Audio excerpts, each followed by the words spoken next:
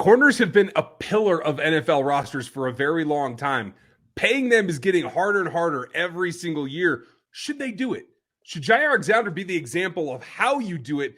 And did he live up to everything that he was in the pre-draft process? We're going to take a look at him, how you build teams, how you build your defense. What can your secondary do for you? Today, on Locked On NFL Draft. Let's go. Let's go.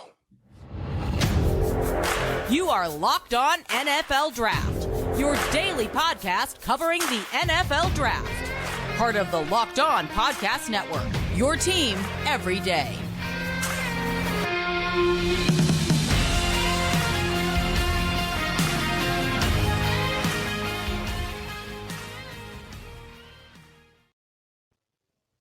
Welcome to another episode of the Locked On NFL Draft Show. I am your host, former NFL and AFL defensive back, Eric Crocker. And of course, as always, I'm joined by my co-host, Ryan Tracy. And we want to thank you for making us your first listen of the day. Today, we got some good stuff going, man. We wanted to get into the cornerback position, pass rush versus coverage.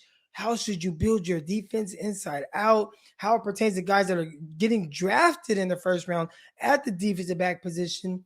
All that and more. But again, with the big news, we got to start with the Green Bay Packers cornerback, Jaire Alexander, guy who was drafted in the first round, middle of the first round out of Missouri. I believe he was, the 16th pick in the draft? That's going off of I believe he was 18, and he was out of Louisville. Okay. Out of Louisville. Where did I say he was out of? Missouri. I said Louisville. I said Missouri? Yeah. Just a second ago. I swear I was right here. No, yeah, I have no idea where that came from. All right, but out of Louisville. All right, I must have been looking at something. But Jaire Alexander, out of Louisville, not Memphis. I have no idea where Memphis came from. All right, but this guy, he's pretty intriguing because, one, he's an undersized guy, 5'10", 196 pounds, but he definitely was a speedster coming out of Louisville, not Memphis. All right, just signs a huge contract, 4 years, $84 million contract. All right, got a $30 million signing bonus. That's awesome. Big payday. And a lot of people shy away from the cornerbacks that aren't that big. And, sometimes whether he's dealing with injuries and whatnot, I think you could deal with injuries at any size. He was dealing with injuries. If I remember correctly, either his last year of college or the year before that. I think there was some injury kind of concerns there. And then you look at last season in the NFL, a little bit of an injury-plagued season, and they drafted Eric Stokes out of Georgia. Got the right college there. Well done. They drafted Eric Stokes out of Georgia. All right. But that got a lot of people in Green Bay thinking, should they re-sign him? And I thought that was crazy, right? I'm on talking to Packers hosts, and they're like, well, would you sign a guy like Jaire Alexander, or would you try to trade him away on a fifth-year option where you got a cornerback play? And I should look at the name right now. But opposite of Eric Stokes last year, while Jaire Alexander was out, they got good cornerback play from a guy they got off of a practice squad. All right. So it's, okay, should you pay Jaire big money? And my answer is yes. You do pay him big money because there aren't a lot of cornerbacks in the NFL that have the ability to do what he does. He can guard any type of receiver, whether he's playing off, whether he's playing press. It doesn't matter if he's in a slot or outside. I mean, there's games that jump to my mind immediately. Him going up against Brandon Cooks, who I think is the most underrated receiver in the NFL, where he's following him. This was when Cooks was with the LA Rams. But slot, outside, vertical routes, underneath, he does it all. And he's consistently been able to do that throughout his entire career. So a guy that is that dynamic at the cornerback position, you can put so much responsibility on him to shadow guys and still get that big play. I think that's 100% a guy that you draft high and you pay. And I think he's been everything that they wanted to see from him with the capital that they spent on him. But what do you think about, one, just the contract, and two, kind of signing cornerbacks to these huge contracts? I agree with you. You got to draft him high. You got to keep him in-house. You put that impetus into it when you drafted him. And I don't know about you. I had him third on my board, behind Denzel Ward and Joshua Jackson at Iowa, actually. So I had him number two. I had Denzel Ward and then Jaire Alexander. And then I had, don't crush me for this, but I had Isaiah Oliver, who has not worked out for Atlanta. No. And then I had going back some combination of Mike Hughes and Jackson that went to the Panthers. Yeah, I had Carlton Davis above both of them, but I'm with you. Those were my 3 second-round guys. So we're on the same page. And that investment of that quality of a draft pick means that unless there's something really wrong, I think you have to look at re-signing any corner that you draft in the first round. That's a no-brainer to me. And when you take a look at how productive he was, and we'll talk about how we got there in a minute, but 4th incompletion percentage allowed in the league, even though he's undersized and even though he's had a couple injuries, including last season, which I think the only hesitation must have been last season with the injury that kept him out for so many games. But he also took the ball away. His hawk rate was number 4 in the league, meaning that he got his hands for PBUs and interceptions at a rate number 4 versus how many times he was targeted across the league. You can't buy that. That doesn't grow on trees. You have to draft a guy that you like that has the physical tools, and he did test well, you're right. But you got to put him in the right scheme and bring him up and invest in him and help him become that kind of player. You can't let him walk at that point. It doesn't matter. I mean, wide receivers are getting 25 a year, 30 a year if you're Tyreek Hill. You got to have something to match up with them. It's imperative to have a corner. It's a luxury in this league to have a corner that you think is worth paying that. And when you do, you got to do it. It is not a question. Well, one thing we know for sure, Green Bay, they're not putting a premium on his interception total because he has 5 throughout his career in 4 seasons. Now, you say 4 seasons, but last season he only played in 4 games and then kind of played sparingly in the playoffs. So, again, that had a lot to do with injuries. He has missed some time early in his career. Look at his rookie season, 2018. He played in 13 games. Yep. All right. 2019 was the only season he played a full year. And then 2020, he played 15, but did he sit because maybe they had everything kind of sewed up? Right. And that's the thing. And unfortunately, that's a little deceptive because, yes, it's only 5 interceptions, but he had 1 his rookie year. He had 2 his sophomore year. He had 3 in 2020, which was the peak. And without the injury, probably would have matched or surpassed that as well. PBUs started off at 4? No, 6, I'm sorry, as a rookie. 14 year 2. 14 again, year 3. If it wasn't for the injury, you got to project that he's going to be close to that too. So yes, it's not grand totals. It's not like, unearthly Marcus Peters type numbers in terms of interceptions and PBUs, but it's growing steadily and you're keeping completions away. You're under 45% allowed. That's ridiculously good. You have to project a little bit. And if it isn't for the injury, I think that's the only hesitation that I would ever have about that. And like you said, it was a little bit in this rookie year as well. I do have a question that I want to ask when we come back. That question, I'm going to give you some time to think about it.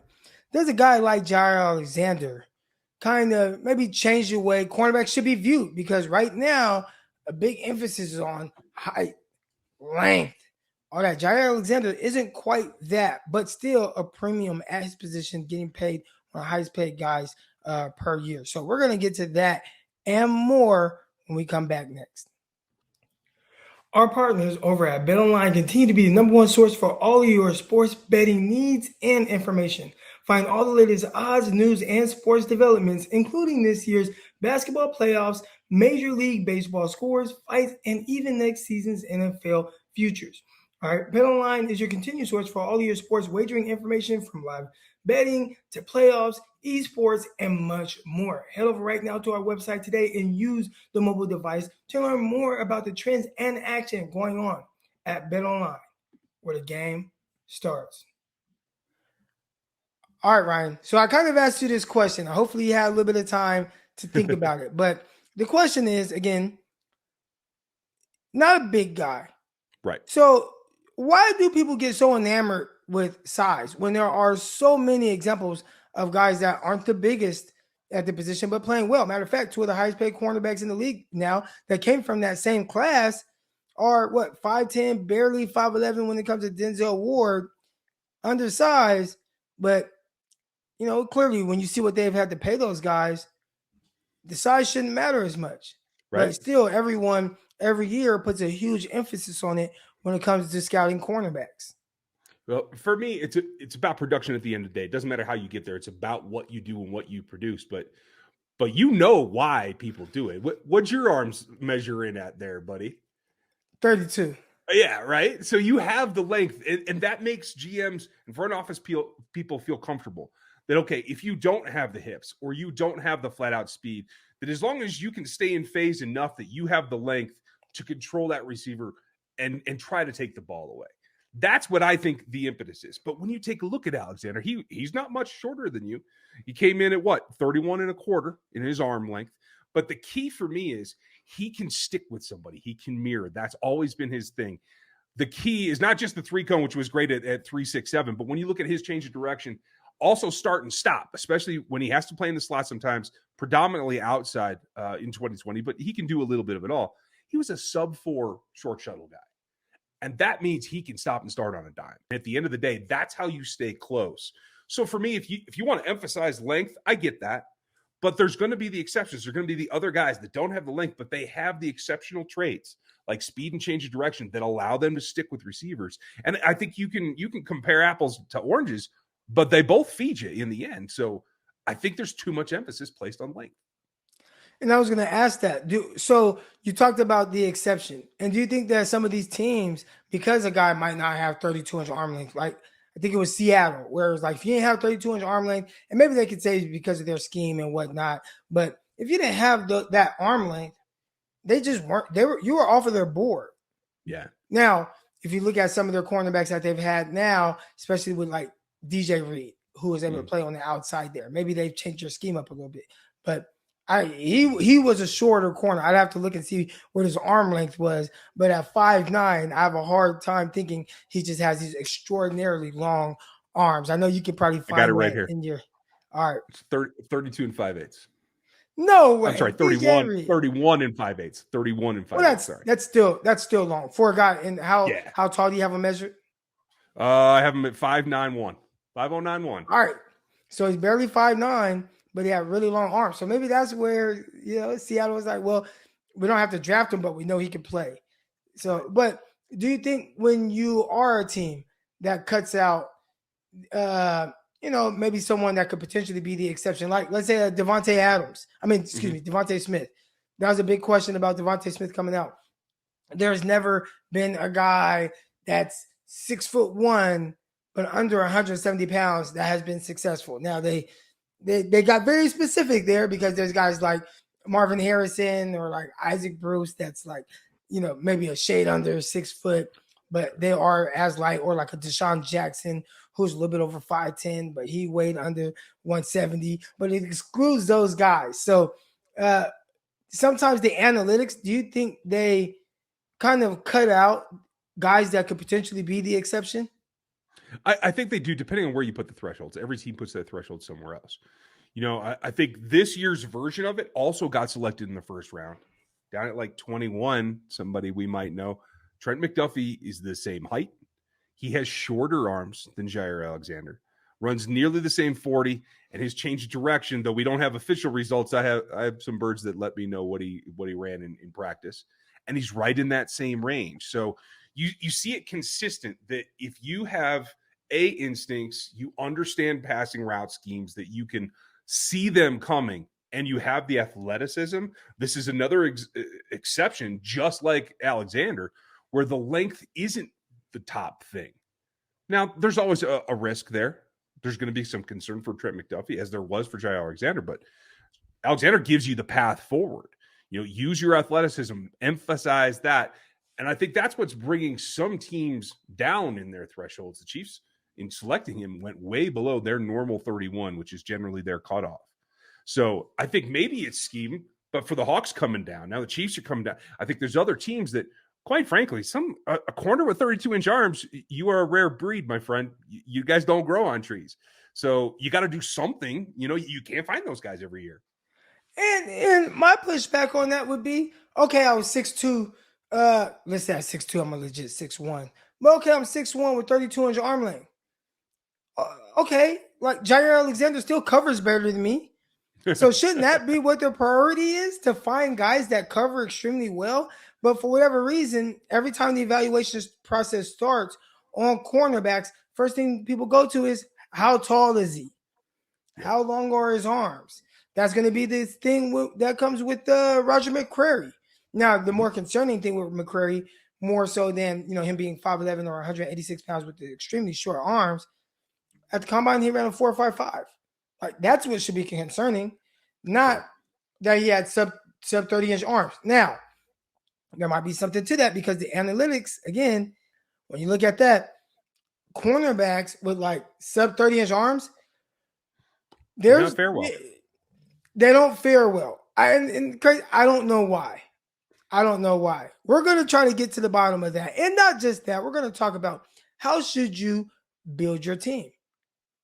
Coverage or pass rush? What's more important when building that defense? We're going to get to all that next. And we definitely want to talk to you a little bit about our friends over at rockauto.com. And this episode is definitely brought to you by rockauto.com. With the ever-increasing numbers of makes and models and now the impossible for your local chain auto parts store to stock all the parts that your car needs. Why endure often and pointless, seamless, intimidating questioning about the vehicle that you have and wait for the person behind the counter to order the parts on their computer, choosing the only brand their warehouse happens to carry? You have computers with access to rockauto.com at home and in your pocket. So use them. Save time and money when using Rock Auto. Why choose to spend 30%, 50%, or even 100% more for the same parts from a chain store or dealership? Rock Auto is a family business serving do-it-yourselfers for over 20 years. Rock Auto prices are reliably low and they're for every customer. They have everything that you can need. Brake parts, tail lamps, motor oil, and they even have new carpet. All right, go to rockauto.com right now and see all the parts available for your car or truck, and right locked on in there, how did you hear about us box, so they know we sent you. Amazing selection, reliably low prices, all the parts your car will ever need. rockauto.com. I want to look and see, has there been a trend of maybe people going away from the cornerback position as opposed to edge rusher? But over the last 2 years, you've had 4 corners taken in the top 10 and legit guys, J.C. Horn, Patrick Surtain, and then this past season, you had Sauce Gardner and what am I blinking on the other one? Derek Stingley Jr. And matter of fact, shoot, you can go the year before that too. There were 2 corners taken in the top 10 with C.J. Henderson and Jeffrey Okudah. And do you think that teams are wrong to draft cornerback so high when it's such a difficult position? Like, is it a position that's a little bit harder to kind of live up to what is expected of them? I, watch a lot of games and I see cornerbacks. It's just a hard position to play. You're going to get beat at some point for the most part. And fans see that. They get frustrated. They get disgruntled. They want this guy out. Oh, he got called for a flag. Knowing that you're going to deal with some version of that, should you still draft corners high? It makes me back off a little bit unless he's exceptional, because, like you said, it's a difficult position, and it's an even harder transition than it used to be. Being good in college to going and being good in the NFL because of the rules, because wide receivers get away with everything that they want, and DBs don't get away with anything. It's the flag situation. It's being able, again, another reason to go away from arm length is it's about staying in phase. It's about being athletic enough to track with what's going on. But let's face it as well, there's also coordinators out there that are using floods, using trip sets, using things that take away what an individual DB, his strength might be. And because you're flooding a zone and the scheme is attacking an area where he might not be the weakest link, but because there are other, 2, 3 other DBs in that half of the field, counting safety help, who's he going to take? You can manufacture misses from those guys based on your scheme. And so then you get into what's happening now where teams like those that are emphasizing the safety position so they keep everything in front of them so that you don't make the investment in the corners, because it's just so hard to make that transition. And when the scheme is actually defeating you, even if you have a guy that has the potential to be a shutdown corner, then it makes you want to look at the top over and come back down. But I do think it's all a pendulum. If you have somebody that can stay no matter what in phase in man and can jump routes effectively in zone, you got to take him. And it doesn't matter if it's at 2 or 20, you got to go get those guys.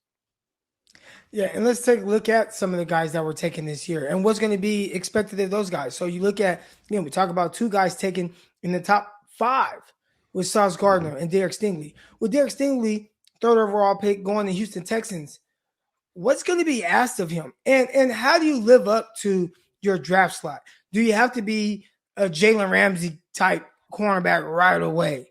And even, we watched Jalen Ramsey in the divisional round playoffs get torched by Mike Evans. Yep. We watched Jalen Ramsey. There was a game prior to that where it was like it didn't look good, right? So even a guy like Ramsey, he's my favorite cornerback to watch and see how he plays. But even he has his ups and downs.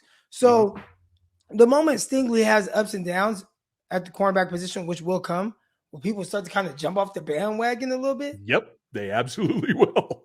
That's the way it works. Hopefully the front offices don't and the coaching staffs don't, because they're in the trenches and they understand that it's a process, right? Same thing happened this year. James Bradbury had an exceptional year affecting passes, taking the ball away in 2020. This year, he got let go for nothing. It's all circumstantial. And at the end of the day, it's about the front office and the coaching staff that believes in you, that you're going to get thrown at X number of times and you're going to win more than you lose. The San Francisco 49ers, a team that I cover, a team that I root for, they've actually kind of gone in this different direction. And I don't think it's on purpose. I think it's just kind of more circumstantial.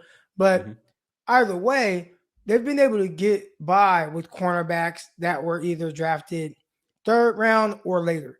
Except for Richard Sherman coming off of an Achilles injury. They were able to sign him in free agency. But last season, I'd say most people couldn't name 49ers cornerbacks, like most casual fans. You'd be like, who? Emmanuel Mosley, like, who is that? Well, he had one of the better seasons out of any cornerback, like from an analytical standpoint. Gave up 0 touchdowns, yards per target, all that stuff was down. Also, they had a rookie, a really kind of up and down play. They had Josh Norman out there, right? It wasn't pretty with Josh Norman. He was getting attacked. Guys were throwing at him.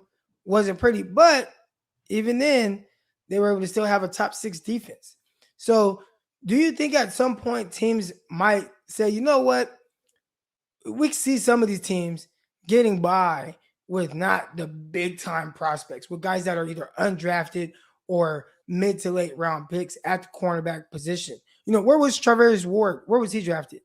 He wasn't. He was a UDFA out of Dallas that got traded for. Wow. In fact, every starter for Kansas City last year was a 4th round pick or lower. Now, how did that affect the defense overall in the sense of like the results? Pass completion percentage was up. I'll give you that. But because they had Tyrann Mathieu over the top and Juan Thornhill over the top, that's not what beat them. That's not what caused them to lose games. But Jerry seems the best corner on that roster. He was a 4th round pick. He's likely to be the CB1 this season, even with a 1st round pick and Trent McDuffie coming in. And by the way, they all beat out 2 former number 1s in Mike Hughes and DeAndre Baker, former number 1s that just couldn't put it all together. And so that takes me back again to, it's not just the skill set you have, it's what you're asked to do and how do you fit in the scheme and what does your staff do to maximize your potential rather than expose your flaws. So you have the 49ers who ended up picking up Travis Ward.